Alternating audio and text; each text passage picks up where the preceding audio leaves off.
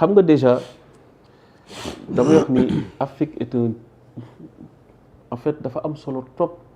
ci bëtu yenn dëkk yu bari rawatina France. Tout à l'heure Mansour mi ngi wax ci Conseil de sécurité des Nations Unies et damay wax ni France bu bokkee Conseil de sécurité des Nations Unies ñaara ko may bi ci jiitu mooy dafa bokk ci le club des pays vainqueurs de la Seconde Guerre mondiale. Deuxième bi mooy dafa am ay colonies en Afrique. Donc en quelque sorte l'Afrique a pesé sur la balance pour que la France soit un pays membre permanent du Conseil de sécurité des Nations Unies. Et peut-être que même dans mon wax ni bon que Marine Le Pen quand elle disait que le Sénégal pouvait, c'était certainement pour faire plaisir à son ami Macky Sall. Ah oui, c'est déjà ça. Mais objectivement oui, Ablaye Wade, on le sait, dafa rëy bët. Mais Sénégal mënu koo jël. Même si le débat est posé à ce que l'Afrique ait un siège. Mais comment, à qui donner le siège? Mais le Sénégal, du point de vue économique, du point de vue militaire, du point de vue amul benn fànn boo xam te dañ ko natt même démocratique boo xam te da nga nekkoon Sénégal nga koy jox au détriment de tel autre pays. Il y a des puissances démocratiques en Afrique. Et le Sénégal a connu une régression at ñu génn. Le Ghana. Et le Ghana est là, le Cap-Vert qui est juste à côté, c'est une grande démocratie. Le Botswana est une très grande démocratie. Et j'en passe. Léegi ñoom kon Afrique dafa am solo ci ñoom nee naa la bu ñu nekkee Conseil de sécurité des Nations Unies. Léegi il faut kon pendant la colonisation dañoo amoon ay leviers yoo xamante ni ci lañ doon wéyal ci seen domination boobu en Afrique. Parmi les leviers am na le franc CFA qui s'appelait à l'époque colonie française d'Afrique. te dama lay wax ni gis nga xeexu franc CFA bi mi ngi tàmbalee même juste après la Seconde Guerre mondiale maanaam ay 45 46 47 gis nga ni xeexu indépendance bi commencé juste après la Seconde Guerre mondiale. maanaam gars yi bi ñu demee ba ñëw. dañoo démystifier tubaab. dañu ne kon nekk ci ñi yooyu tubaab yi ñëw suñu dëkk yi dañu noot dañu kii alors que ñun bañ demee fa ñun ñoo doon nekk ci kanam ñun ñoo doon jiitu ñun ñoo doon xeex tubaab maanaam les travailleurs sénégalais bi ñu ñëwee foofu moo nekk le déclenchement des luttes pour les indépendances mais c'est aussi pareil aussi le déclenchement aussi de la lutte contre le franc CFA c'était depuis biñ boobu benn le franc CFA beneen bi mooy les bases militaires. Parce que base militaire yi gis nga bu ñu ko sampee da leen di mën a permettre benn ñu gëmloo na ni yow sa sécurité ñun ñoo ko mën a yor ñun bu ñu fi nekkul du baax ci yow. même mën nañ la sax nee la sax bu la maanaam ci dëkk bi. bu amee ay rebelle yu la mënoon song ñun mën nañ laa ñu wallu. def nañ ko en 2008 Tchad Idriss Déby. militaire ki rebelle yi ñëw nañu ba à 100 mètres je vous dis du palais présidentiel. N'Djamena armée française moo ñëw bombardé dàqaat gars yi ñu dem kon dañ la naan ñun attends ñun ñu nekk sa dëkk moo gën ci yow. opposition du la sonal kenn du la sonal te parfois sax ay espion maanaam topp opposants yi xam nga effet demee noonu mais seen base bi nekk bi fis nga yaakaar ne base lan la base kii la. espionnage la. mën nañ la dimbali topp say gars. d'ailleurs sax ma yokkal la ci baal ma ba à la dernière minute dañ bëggoon état bi continuer di leen ko luy. non bëgguñu dem. Rufisque bëgguñ ko woon. bëgguñu ko woon dem beneen bi mooy xam nga dafa am lu Albert Bourgi qui n'est pas Robert mooy mag ji. Albert dafa ni si la France fait partie du P3 ce n'est qu'en Afrique où la France a la possibilité d'inverser le cours de l'histoire xam nga mooy la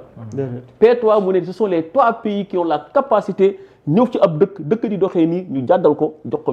beneen yoon orienté ko fi leen neex qu'est-ce qu'ils ont fait en Côte d'Ivoire kii wax na ko léegi Gbagbo toog ñu ne ko fa coppet teg fa Alassane Dramane Ouattara. après le frère Robert. oui élection yi Gbagbo moo ko gagné. waaw y a même pas 2 mois. mais Albert nous dit que loolu France Afrique dong la ko mën dong mënu ko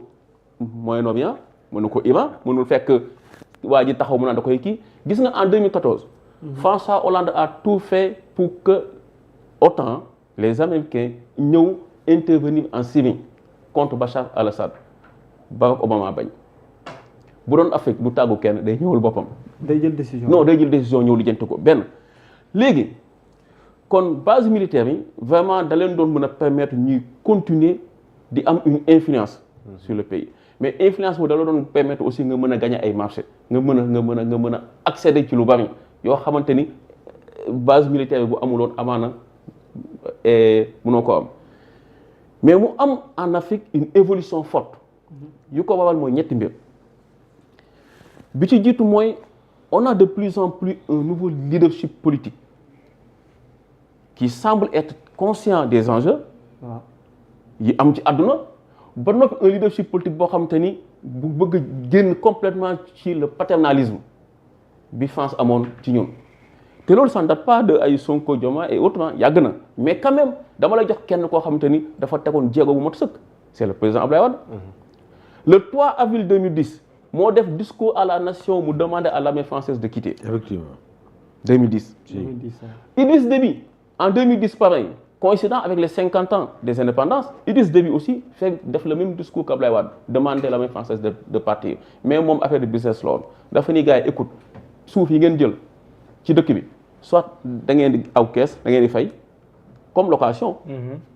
wala ngeen lem seen dëbës mais après gars yi togg nañu kon on suppose que gars yi dañoo mujjee jaab kees mais Abdoulaye Wade da leen ne dem leen ba gars yi commencé dem lorsque Macky Sall maintenant est venu il a tenu un discours Macky Sall un sentiment de fierté quelque peu mal déplacé un sentiment nationaliste mal placé mu ne gars yi mais ñëwaat leen je rappelle que Macky Sall premier visitam France la woon dem gars yi sax jox ko benn yóbbal avec Sarkozy waaw jox ko yóbbal ak nee ko parce que waa soxla woon na xaalis ñu dem yu jox ko donc yooyu yëpp waa bokk na ci fonctionnement et tout fay salaire ak yooyu donc le leadership politique a profondément changé et aujourd'hui l'Afrique n'est plus un pion contrairement à ce que beaucoup pensent l'Afrique est devenue un acteur important des relations internationales notamment de la géopolitique aujourd'hui entre l'Afrique et le reste du monde l'Afrique n'est plus un pion ma jox la exemple yu ndaw Paul Biya indil nañ ko ambassadeur mu xool ambassadeur waa jokk indi mu ne ko sëñ bi yow daal ki nga muy indil neex na ma toog waaye daal te dëgg-dëgg daal kii daal mënuma nangu son accréditation sinon le peuple camerounais ne l'aurait pas compris 2004 Ablaye Wade dàq na fi ambassadeur Ablaye Wade oui France waa ji mu xool ko ba waa ji neexoo ko mu ne ko sama waay jëlal say dëbës nga dem xam nga kii fu mu mujj ak moom Jacques Chirac dafa jël le meilleur ambassadeur boo xam te ne sax le head of state mooy le ministère des affaires étrangères ki ñëwoon yóbbu Djibouti mu ne gars yi àlleen ma ko mu yóbbul ko Abdoulaye Wade ñu neexal ko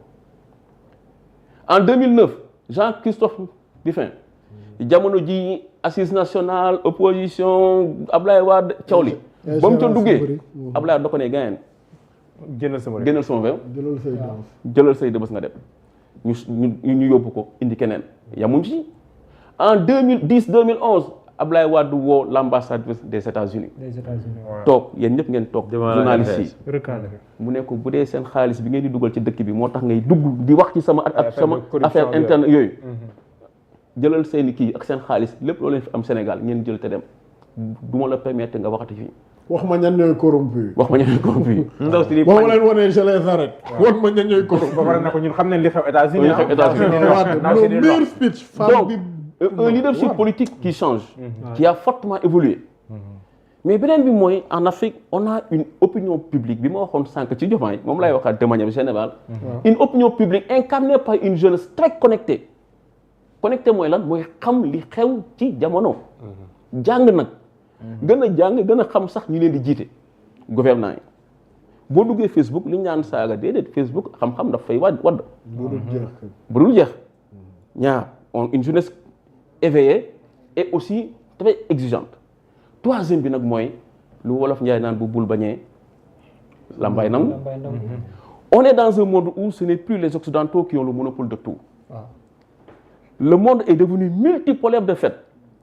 c'est-à-dire américains yi ou les européens ñoom souvent leur aide est conditionnée dañ koy conditionné ci ay valeurs c'est ce qu'on appelle le constructivisme en matière de théorie en relations internationales mais mu am nag les Chinois qui assument entre guillemets le cynisme diplomatique sam waay vayel say opposants tëjal say opposants bul organiser élection defal 100 ans au pouvoir sama yoon nekku ci l'essentiel xam nga lan am ngay jën laa soxla am ngay pétrole laa soxla am nga mine laa soxla am nga lii laa soxla yow loo bëgg Ila Touba non garaw mën naa la ko defal loo bëgg avec national ñoom Balla Gaye Modou Lo di fa dóorante mën naa la ko defal à condition li ma bëgg defal ma ko mais la ca gannaaw valeur yeeg droit de l'homme ak démocratie ak sama yoon nekku ci leen ndong mooy samay condition benn Chine ndong ngay nangu benn Chine ndong moo tax Abdoulaye Wade ba mu ñëwee en 2005 ñu rétablir suñuy relation diplomatique dans le communiqué il est bien écrit la République du Sénégal ne reconnaît qu'une seule Chine beneen condition bi Chine ne la ah oui waaw parce que dafa am Chine populaire ak Chine Taïwan Chine ba waaw te gis nga li ma la wax nii ci la Abdoulaye wax un pays n'a pas d'amis mais des intérêts. li ma la wax nii tous les communiqués de tous les pays africains yu delluwaat ci Chine populaire def nañ ko ci waaw def nañ ko ci ndax dama lay fàttali ni Chine dafa demoon Chine Taïwan ñëw toog 95 Chine Taïwan ñëw toog Chine Taïwan moo nekkoon ci dëkku Afrique yëpp Sénégal fépp Chine nag léegi ñëwaat dans les années 90 mu tombé occidentaux yi wan gannaaw Afrique xam nga kañ lañ wan gannaaw Afrique en réalité l'Afrique n'a jamais été un enjeu pour les Américains jamais été un enjeu même aujourd'hui n'a jamais été un enjeu l'Afrique ne les intéresse pas en réalité mais plutôt l'Afrique est un champ de bataille pour les Américains contre la Chine contre la Russie bële dañ fa nekkoon xam nga lu tax parce que le bloc communiste maanaam l'Union république socialiste soviétique la ñu bood mbañoon mu am ay pays alliés ay pays yu aligné ci ñoom ci Afrique pendant la guerre froide moo tax ñu nekkoon Afrique bu baax mais gis nga ba mu amee implosion bi URSS amatul Ukraine génn na yeneen dëkk yi génn na non américains yi ne non ce n'est plus la peine et d'ailleurs le président François Mitterrand nous disait quoi que l'Afrique ça ne vaut pas la peine. Pourquoi il disait l'Afrique ça ne vaut pas la peine? Parce que l'Afrique c'est les maladies, sida, l'Afrique c'est les guerres civiles, Somalie, Libéria, Sierra Leone et j'en passe. L'Afrique c'est quoi? C'est les coups d'État, instabilité politique chronique. Ça ne vaut pas la peine. Nous nous tourner le dos vers ce qu'on appelle les PECO, les pays d'Europe centrale. Moi, ay Ukraine yi ngay gis nii, ay Roumanie, ay yooyu. Loolu moo nekkoon enjeu bi. Moment boobu nag la Chine ñëw toog commencé di jël pays africains yi benn par benn. ci le Sénégal nag Abdoulaye Wade en 2005 ñëw am l'intelligence politique et diplomatique delluwaat ci Chine populaire mais Chine boobu nag moo am ce qu'on appelle le droit de veto maanaam kii boo ànd ak moom bu ëllëgee bu gars yi demee conseil de sécurité bëgg laa defal bagage moom danaan déedéet du ci dal kon gis nga ñett yi on a un leadership politique de plus en plus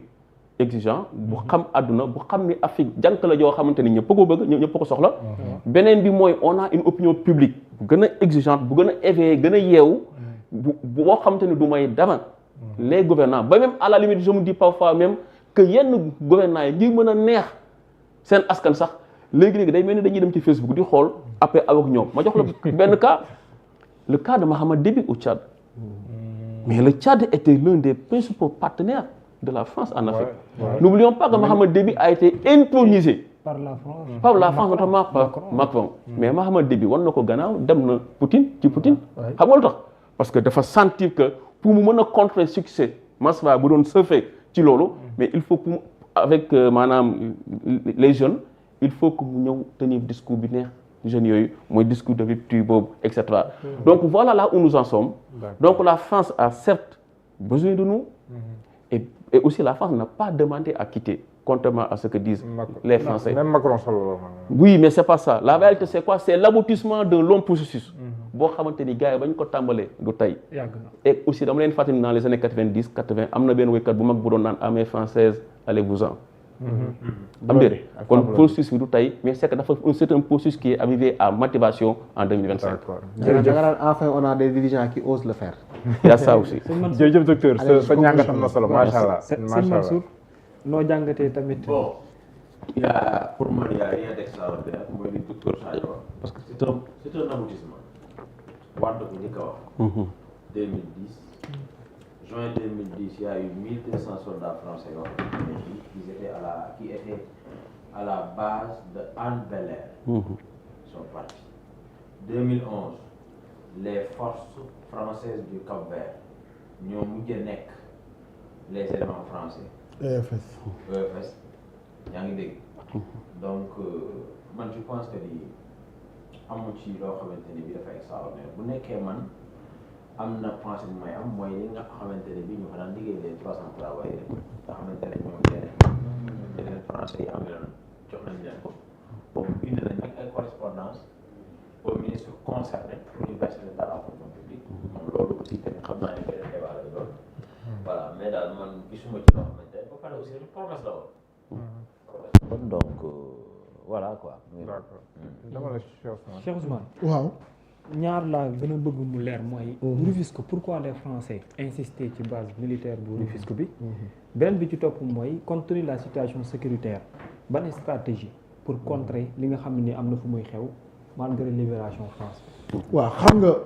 Rufisque base française bi fa nekkoon dafa bëri woon installation ci lu jëm ci wàllum écoute ak yu mel noonu yu stratégique sax mun nañ ne dañ doon wax ni mooy noppu armée française ci zone bi yëpp dañ lay wax sax na la au temps wu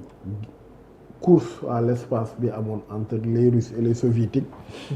américains yi dañ daan préférer seen navette yi di entrer ci côté Atlantique bi parce que buñ duggee zone bi